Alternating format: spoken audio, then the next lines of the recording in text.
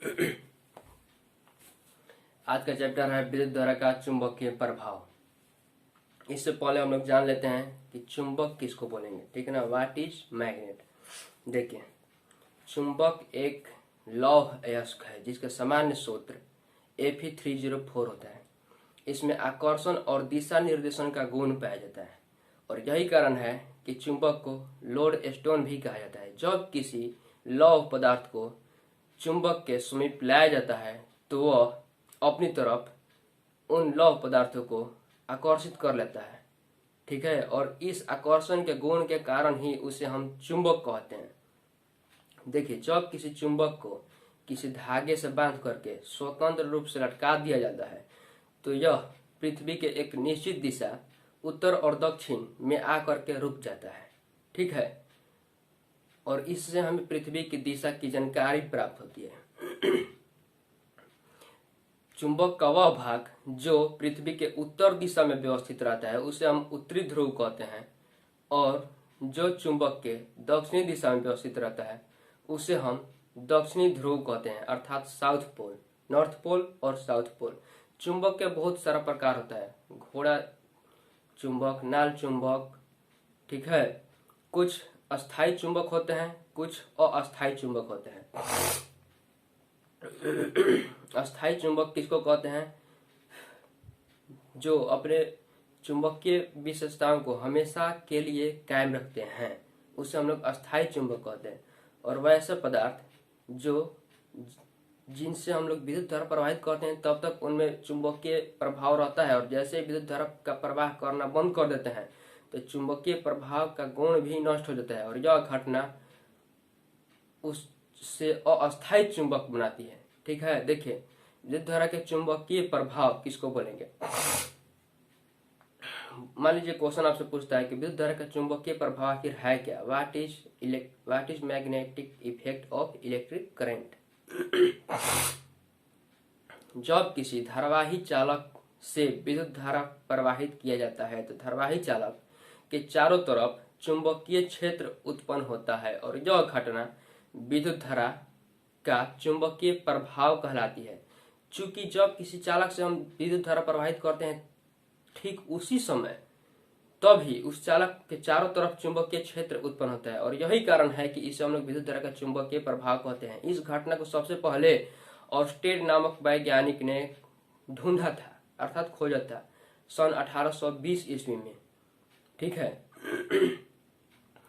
इसके प्रमुख विशेषताएं निम्नलिखित है। देखिए, जब किसी चालक से विद्युत धारा प्रवाहित करते हैं तो उस चालक में चुंबकीय क्षेत्र उत्पन्न होता है। चुंबकीय क्षेत्र उतना ही देर तक उत्पन्न होता है जब तक कि उस चालक में विद्युत धारा प्रवाहित होते रहता है, ठीक है। अगला पॉइंट, चालक के विभिन्न शीर्षों पर चुंबकीय क्षेत्र की दिशा भिन्न भिन्न होती है, ठीक है ना। उसका रिजल्ट परिणाम भी भिन्न भिन्न होता है। यदि किसी चालक से विद्युत धारा प्रवाहित करना बंद कर दिया जाता है तो उस चालक से उत्पन्न चुंबकीय क्षेत्र भी बंद हो जाती है, ठीक है ना। ये सब जो है आपका विद्युत धारा का चुंबकीय प्रभाव की विशेषताएं हैं। उसके बाद अगला पॉइंट आता है आपका चुंबकीय क्षेत्र।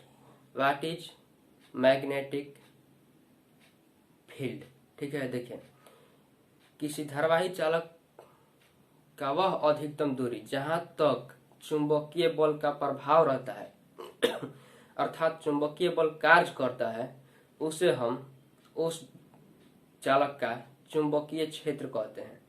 या फिर कह सकते हैं इसको प्रति इकाई चुंबकीय ध्रुव पर आरोपित चुंबकीय बल को हम चुंबकीय क्षेत्र कहते हैं। यह एक सदिश राशि है। इसका एसआई यूनिट न्यूटन प्रति एम्पियर मीटर या वेबर प्रति एम्पियर मीटर स्क्वायर, वेबर प्रति मीटर स्क्वायर या हेनरी एम्पियर प्रति मीटर स्क्वायर या टेस्ला या फिर जूल प्रति एम्पियर मीटर स्क्वायर होता है। इसका सीजीएस यूनिट गॉस होता है, जहां एक गॉस बराबर 10 के पावर -4 टेस्ला होता है, ठीक है। इसको कैपिटल ई के द्वारा हम लोग इंडिकेट करते हैं, जहां कैपिटल ए बराबर capital F by small n, where capital E equal to magnetic field अर्थात चुंबकीय क्षेत्र, कैपिटल F बराबर मैग्नेटिक फोर्स अर्थात चुंबकीय बल, स्मॉल m बराबर चुंबकीय ध्रुव अर्थात मैग्नेटिक पोल। ठीक है, इसका dimension mt inverse two I inverse होता है। यह एक सदिश राशि है। फिर से समझिए, जब किसी धारावाही चालक का वह अधिकतम दूरी जहां तक चुंबकीय बल का प्रभाव रहता है उसे हम चुंबकीय क्षेत्र कहते हैं। ठीक है, इतना इसका डिफिनीशन नोट करिए चुंबकीय क्षेत्र का।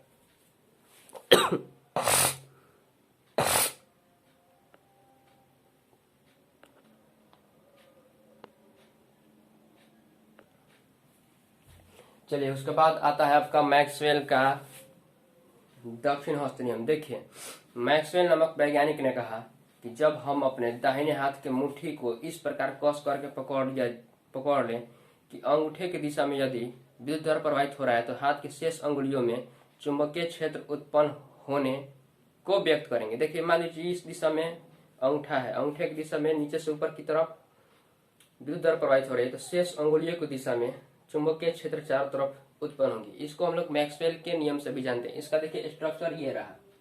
ठीक है, उसके बाद आपका आता है सोलेनॉइड अर्थात परिनालिका। देखिए, जब किसी खोखले चालक के ऊपर विद्युत धारा के चालकीय तार को लपेट दिया जाता है तो कुंडली की जो व्यवस्था प्राप्त होती है उसे हम बोलते हैं परिनालिका अर्थात सोलेनॉइड।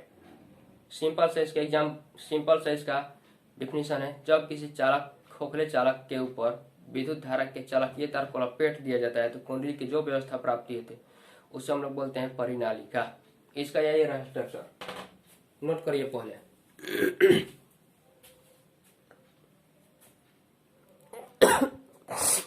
अगर आपको वीडियो अच्छा लगता है तो हमारा चैनल चौरसिया मैथमेटिक्स 2.0 को सब्सक्राइब जरूर करें, वीडियो को लाइक करें, शेयर करें, कमेंट भी करें आपको ये वीडियो कैसी लगती है। ठीक है, हमारे वीडियो पर फिजिक्स से रिलेटेड न्यूमेरिकल थ्योरी, केमिस्ट्री से रिलेटेड थ्योरी और न्यूमेरिकल, मैथ, इंग्लिश जो कि नरेशन पढ़ा रहे हैं अभी इंग्लिश में, लाइव नरेशन पढ़ा रहे हैं, इंग्लिश ग्रामर, हिस्ट्री वगैरह से रिलेटेड आपको वीडियो मिल जाएंगी। जो हमारे चैनल का नाम है चौरसिया मैथमेटिक्स 2.0 जो कि पहले से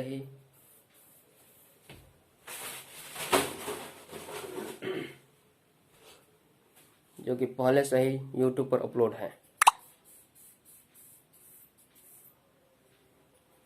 नोट कर लीजिए।